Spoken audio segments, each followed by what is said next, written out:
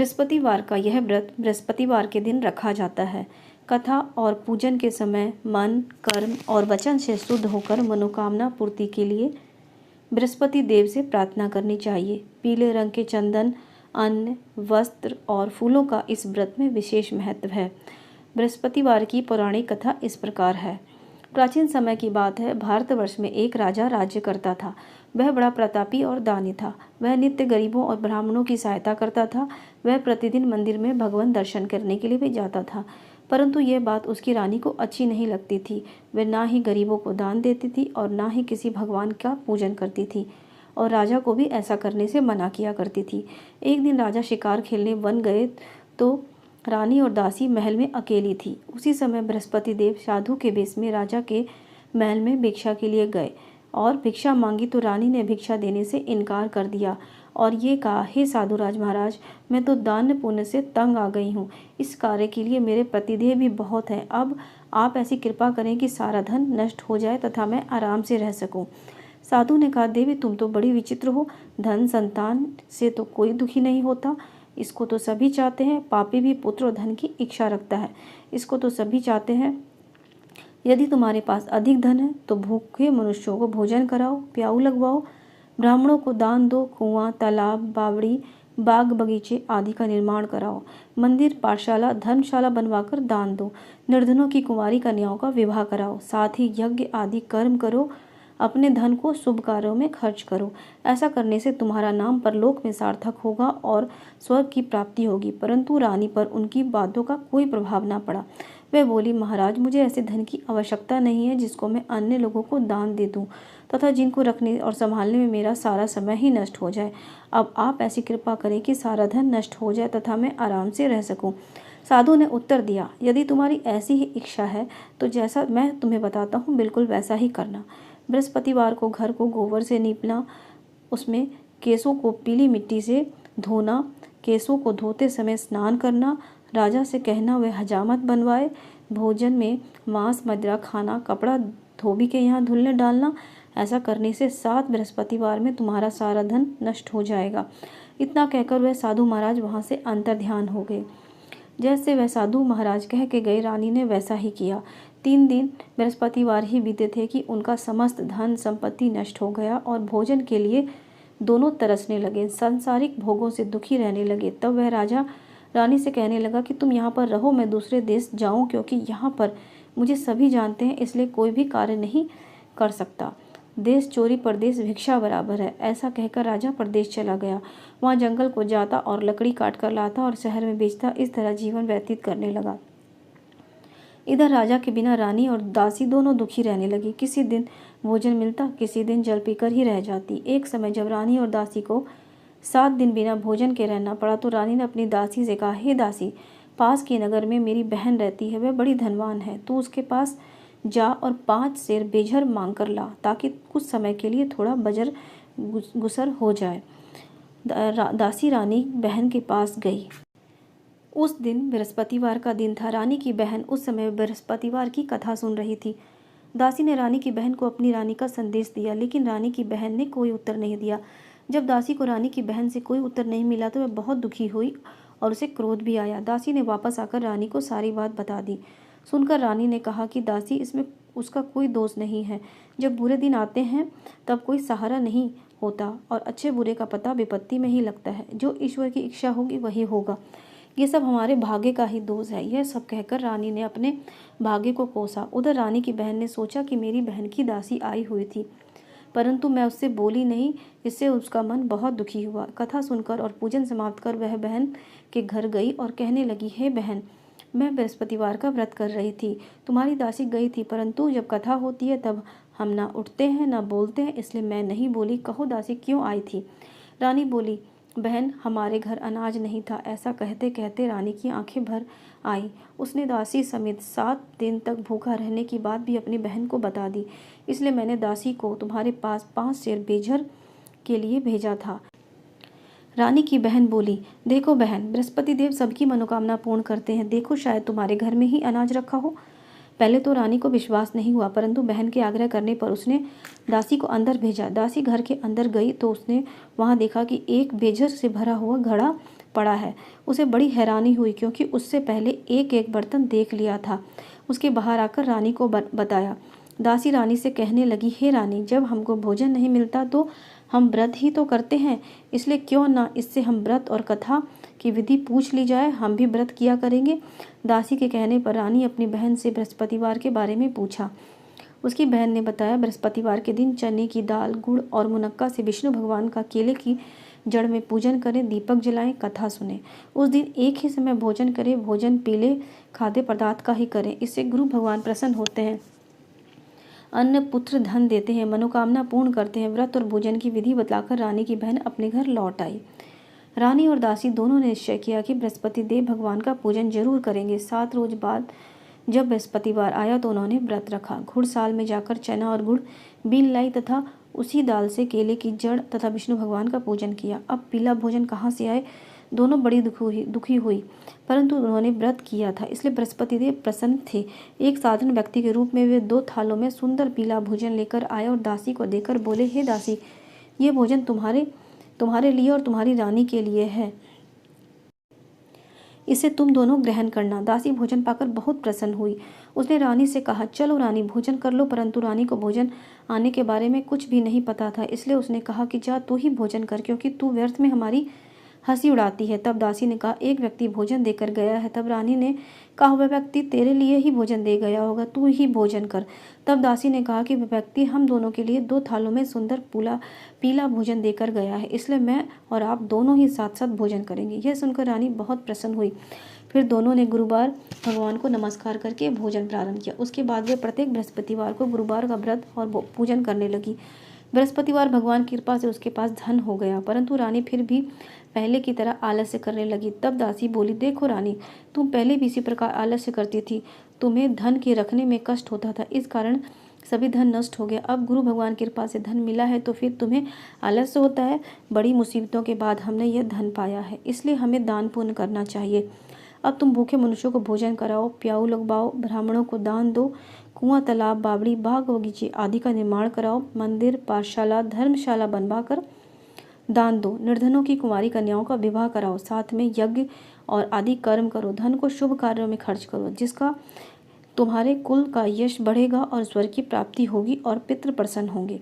दासी की बात मानकर रानी शुभ कर्म करने चली गई।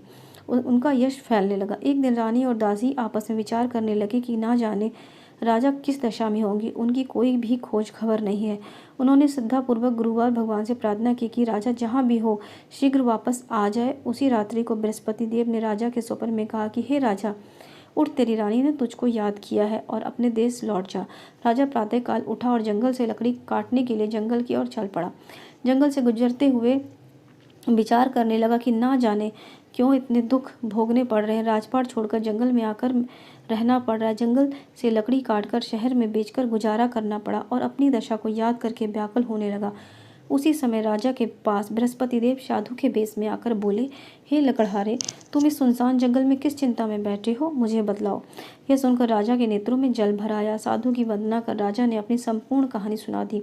महात्मा दयालु होते हैं। वे राजा से बोले, हे राजा, तुम्हारी पत्नी ने बृहस्पति देव के प्रति अपराध किया था, जिसके कारण तुम्हारी यह दशा हुई है। अब तुम चिंता मत करो, भगवान तुम्हें पहले से भी अधिक धन देंगे। देखो, तुम्हारी पत्नी ने बृहस्पतिवार का व्रत प्रारंभ कर दिया है।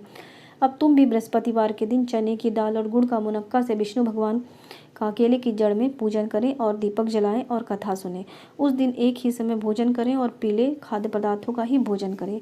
भगवान तुम्हारी सब मनोकामना पूर्ण करेंगे। साधु की बात सुनकर राजा बोले, हे प्रभु, लकड़ी बेचकर तो इतना पैसा भी नहीं बचता जिससे कि मैं भोजन के उपरांत कुछ बचा सकूं। मैंने रात्रि में अपनी रानी को व्याकुल देखा है। मेरे पास कोई साधन नहीं है जिससे मैं उनका समाचार जान सकूं। फिर भी मैं कौन सी कहानी कहूँ, यह मुझको मालूम भी नहीं है। साधु ने कहा, हे राजा, मन में बृहस्पतिवार भगवान की पूजन व्रत का निश्चय करो, वे स्वयं तुम्हारे लिए राह बना देंगे। बृहस्पतिवार के दिन तुम रोजाना की तरह लकड़ियां लेकर शहर में जाना। तुम्हें रोज से दोगुना धन मिलेगा, जिससे तुम्हें भली भांति भोजन कर लोगे और बृहस्पति देव की पूजा का सामान भी आ जाएगा। जो तुमने बृहस्पतिवार की कहानी के बारे में पूछा है वह इस प्रकार है। बृहस्पति देव की कथा। प्राचीन काल में एक बहुत ही निर्धन ब्राह्मण था। उसके कोई भी संतान नहीं थी। वह नित्य पूजा पाठ करता, परंतु उसकी स्त्री ना स्नान करती, ना ही किसी देवता का पूजन करती थी। इस कारण ब्राह्मण देवता बहुत ही दुखी रहते थे। अपनी पत्नी को बहुत समझाते किंतु उसका कोई परिणाम ना निकला। भगवान की कृपा से ब्राह्मण के यहाँ एक कन्या उत्पन्न हुई। कन्या बड़ी होने लगी। प्रातःकाल स्नान करके वह भगवान विष्णु का जाप करती। बृहस्पतिवार के दिन व्रत भी करने लगी। पूजा पाठ समाप्त कर पाठशाला जाती और मुट्ठी में जौ भर के लाती और पाठशाला के मार्ग में डालती जाती। लौटते समय वही जौ स्वर्ण के हो जाते और उसे बिनकर घर ले आती। एक दिन वह बालिका सूप में उस सोने के जौ को फटक रही थी, साफ कर रही थी, तो माँ ने देख लिया और कहा, हे बेटी, सोने के जौ को फटकने के लिए सोने का सूप होना चाहिए। दूसरे दिन गुरुवार था। कन्या ने व्रत रखा और बृहस्पति देव से सोने का सूप देने की प्रार्थना की और कहा कि हे प्रभु, यदि सच्चे मन से मैंने आपकी पूजा की है तो मुझे सोने का सूप दे दो। बृहस्पति देव ने उसकी प्रार्थना स्वीकार कर ली। रोजाना की तरह वह कन्या जौ फैलाती हुई पाठशाला चली गई। पाठशाला से लौटकर जब वह जौ बीन रही थी तो बृहस्पति देव की कृपा से उसे सोने का सूप मिला। उसे वह घर ले आई और जौ साफ करने लगी, परंतु उसकी माँ का वही ढंग रहा। एक दिन की बात है, कन्या सोने के सूप में जौ साफ कर रही थी। उस समय उस नगर का राजकुमार वहां से निकला। कन्या के रूप और कार्य को देखकर वह बड़ा मोहित हो गया। राजमहल में आकर भोजन और जल त्याग कर उदास होकर लेट गया। राजा को जब राजकुमार द्वारा अन्न जल त्यागने का समाचार ज्ञात हुआ तो उसने अपने मंत्रियों से कहा, अपने पुत्र के पास गया और पूछा, हे बेटा, तुम्हें किस बात का कष्ट है? किसी ने तुम्हारा अपमान किया है अथवा कोई और कारण है? मुझे बतलाओ, मैं वही कार्य करूंगा जिससे तुम्हें प्रसन्नता होगी। अपने पिता की बात सुनकर राजकुमार बोला, हे पिताजी, मुझे किसी बात का दुख नहीं है। किसी ने मेरा अपमान नहीं किया, परंतु मैं उस लड़की से विवाह करना चाहता हूँ जो सोने के सूप में जौ साफ कर रही थी। राजकुमार ने राजा को उस लड़की के घर का पता बतलाया। मंत्री उस लड़की के घर गया। मंत्री ने ब्राह्मण के समक्ष राजा की ओर से निवेदन किया। कुछ ही दिन बाद ब्राह्मण की कन्या का विवाह राजकुमार के साथ संपन्न हो गया। कन्या के घर से जाते ही ब्राह्मण के घर में पहले की भांति गरीबी का निवास हो गया। एक दिन दुखी होकर ब्राह्मण अपनी पुत्री से मिलने गए। बेटी ने पिता की अवस्था को देखा और अपनी माँ का हाल पूछा। ब्राह्मण ने सभी हाल कह सुनाया। कन्या ने बहुत सा अध्ययन देकर अपने पिता को विदा कर दिया, लेकिन कुछ दिन बाद फिर वही हाल हो गया। ब्राह्मण फिर अपनी कन्या के यहाँ गया और सभी हाल कहा तो पुत्री बोली, हे पिताजी, आप माताजी को यहाँ लिवा लाओ, मैं उन्हें यह विधि बतला दूंगी जिससे कि गरीबी दूर हो जाएगी। ब्राह्मण देवता अपनी स्त्री को लेकर अपनी पुत्री के पास राजमहल पहुंचे तो पुत्री ने अपनी माँ को समझाने लगी, हे माँ, तुम प्रातःकाल स्नान आदि करके विष्णु भगवान का पूजन करो और बृहस्पतिवार का व्रत करो तो सब दरिद्रता दूर हो जाएगी। परंतु उसकी माँ ने उसकी बात नहीं मानी। वह प्रातःकाल उठकर अपनी पुत्री के बच्चों का जूठन खा लेती थी। एक दिन उसकी पुत्री को बहुत गुस्सा आया। उसने अपनी माँ को एक कोठरी में बंद कर दिया। प्रातः उसे स्नान आदि करा के पूजा पाठ करवाया तो उसकी माँ की बुद्धि ठीक हुई। इसके बाद वह नियम पूर्वक पूजा पाठ करने लगी और प्रत्येक बृहस्पतिवार को व्रत करने लगी। इस व्रत के प्रभाव से मृत्यु के बाद भी वह स्वर्ग को गई। वह ब्राह्मण भी सुखपूर्वक इस लोक का सुख भोगकर स्वर्ग को प्राप्त हुआ। इस तरह कहानी कहकर साधु बाबा देवता वहां से लोप हो गए। धीरे धीरे समय व्यतीत होने लगा। फिर बृहस्पतिवार का दिन आया। राजा जंगल से लकड़ी काटकर शहर में बेचने गया। उससे उस दिन और दिनों से ज़्यादा धन मिला। राजा ने चना गुड़ आदि लाकर बृहस्पतिवार का व्रत किया। उस दिन उसे सभी कलेश दूर हुए, परंतु जब उसको अगले गुरुवार का दिन आया तो बृहस्पतिवार का व्रत करना भूल गया। इस कारण बृहस्पति भगवान नाराज हो गए। उस दिन उस नगर के राजा ने विशाल यज्ञ का आयोजन किया था तथा उसमें समस्त राज्य में घोषणा करवा दी थी कि सभी मेरे यहाँ ही भोजन करेंगे, किसी के घर चूल्हा ना जले। इस आज्ञा को जो न मानेगा उसे फांसी दे दी जाएगी। राजा की आज्ञा सुनकर राज्य के सभी वासी राजा के भोज में सम्मिलित हुए, लेकिन लकड़हारा कुछ देर से पहुंचा, इसलिए राजा उसको अपने साथ महल में ले गए। जब राजा लकड़हारे को भोजन करा रहे थे तो रानी की दृष्टि उस खूंटी पर पड़ी जिस पर उसका हार लटका हुआ था। उसे हार खूंटी पर लटका नहीं दिखाई दिया। रानी को निश्चय हो गया कि मेरा हार इस लकड़हारे ने ही चुरा लिया है। उस समय सैनिक बुलवाकर उसको जेल में डलवा दिया। लकड़हारा जेल में विचार करने लगा कि ना जाने कौन से पूर्व जन्म के कर्म ने मुझे दुख प्राप्त हुआ है, और जंगल में मिले साधु को याद करने लगा। तत्काल बृहस्पति देव साधु के रूप में प्रकट हो गए और कहने लगे, अरे मूर्ख, तूने बृहस्पति देवता की कथा नहीं कही, उसी कारण तुझे यह दुख प्राप्त हुआ है। अब चिंता मत कर, बृहस्पतिवार के दिन जेल खाने के दरवाजे पर तुझे 4 पैसे पड़े मिलेंगे, उससे तू बृहस्पतिवार की पूजा करना, तेरे सभी कष्ट दूर हो जाएंगे। अगले बृहस्पतिवार उसे जेल के द्वार पर 4 पैसे मिले। राजा ने पूजा का सामान मंगवाकर कथा कही और प्रसाद बांटा। उसी रात्रि में बृहस्पति देव ने उस नगर के राजा को स्वप्न में कहा, हे राजा, तुमने जिसे जेल में बंद किया उसे कल छोड़ देना। वह निर्दोष है, वह एक राजा है। रानी का हार उस खूंटी पर लटका हुआ है। अगर तू ऐसा नहीं करेगा तो मैं तेरे राज्य को नष्ट कर दूंगा। राजा प्रातःकाल उठा और खूंटी पर टंगा हुआ हार देकर लकड़हारे को बुलाकर क्षमा मांगी और राजा के योग्य सुंदर वस्त्र आभूषण भेंट कर उसे विदा कर दिया। गुरुदेव की आज्ञा राजा ने अपने नगर को चला गया। राजा जब नगर के निकट पहुंचा तो उसे बड़ा आश्चर्य हुआ। नगर में पहले से भी अधिक बाग, तालाब और कुएं और बहुत सी धर्मशालाएं और मंदिर आदि बने हुए थे। राजा ने पूछा कि यह किसके बाग और धर्मशाला और मंदिर हैं? तब नगर के लोग कहने लगे, यह सब रानी और दासी द्वारा बनवाए गए हैं। राजा को आश्चर्य हुआ और गुस्सा भी आया। उसकी अनुपस्थिति में रानी के पास धन कहाँ से आया? जब रानी ने सारी खबर सुनी कि राजा आ रहे हैं तो उसने अपनी दासी से कहा, हे दासी, देख, राजा हमको कितनी बुरी हालत में छोड़ गए थे। वे हमारी ऐसी हालत देखकर लौट ना जाएं, इसलिए तू दरवाजे पर ही खड़ी हो जाना।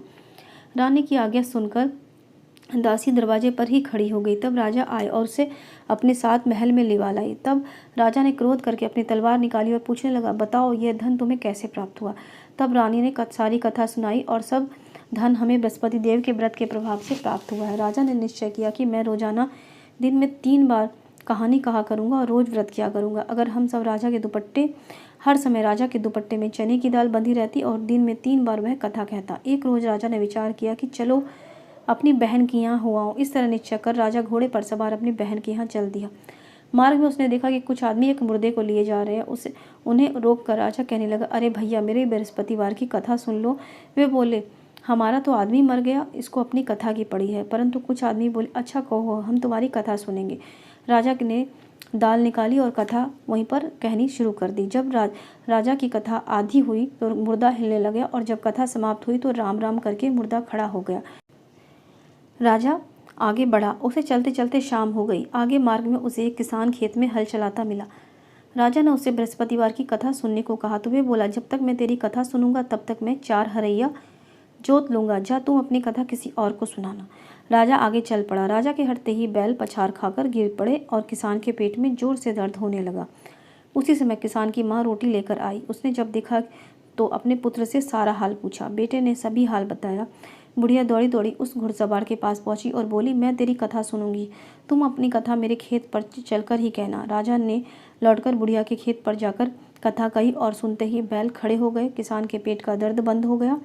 राजा अपनी बहन के घर पहुंचा। बहन ने भाई की खूब मेहमान नवाजी की। दूसरे रोज प्रातःकाल राजा जागा तो वह देखने लगा कि सब लोग भोजन कर रहे हैं। राजा ने अपनी बहन से पूछा, ऐसा कोई मनुष्य है जिसने भोजन नहीं किया जो मेरी बृहस्पतिवार की कथा सुन ले? बहन बोली, भैया, ये देश ऐसा ही है। यहाँ लोग पहले भोजन करते हैं और बाद में अन्य कोई काम। अगर कोई पड़ोस में है तो मैं देख आती हूँ। ऐसा कहकर वह देखने चली गई, परंतु उसे ऐसा कोई भी व्यक्ति नहीं मिला जिसने भोजन ना किया हो। फिर भी वह एक कुम्हार के घर गई जिसका लड़का बीमार था। उसे मालूम हुआ कि उनके यहाँ 3 दिन से किसी ने भोजन नहीं किया।